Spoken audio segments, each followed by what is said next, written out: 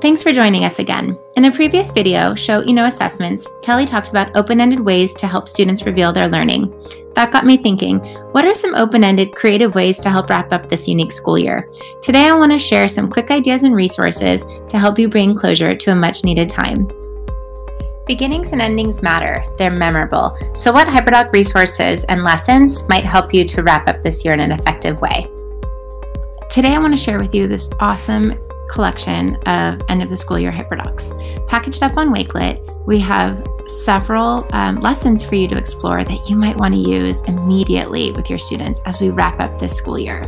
Take, for example, this end of the school year one-pager. This is a very simple HyperDoc on one page that literally invites students to do exploration of some examples.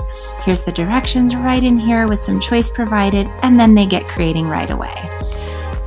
As you see, scrolling through these collections, you're going to be enticed by just the cover photo, but you'll still want to click in and see, will this work for my students? Let's pretend like you're a 7th grade teacher. You love this design of this lesson. It's got the components of a true HyperDoc lesson, but you realize that this isn't necessarily going to work for your remote learning. All I have to do is file make a copy and start making changes. So this might be failure reflections for 2019-2020. Okay. Now, once I've got a copy, all I need to do is go in and start editing as needed. One of the first things I'll want to do is change out that Bitmoji. And obviously in this remote scenario, I cannot have my students turn and talk. So instead, I'm just going to change this to say consider. I might add on, what do you wonder? Now I'm ready to move on to the next slide. Let's look at the exploration. Please remember as you're remixing a HyperDoc lesson that you'll always want to check the links to be sure that they're appropriate for your students and that the links are active and working. Here she's got this wonderful article that I think would work for the reading level of my students. I'm going to switch out this application here. So as you see, I'm just going through now. I'm not going to be able to have students add their share piece on a website because we haven't done that all year. So instead, I'm going to put a Flipgrid in here. But I like this thinking question, so I'm going to keep that. So you can see as you remix, you just kind of scroll through and make edits that fit your students and your classroom needs.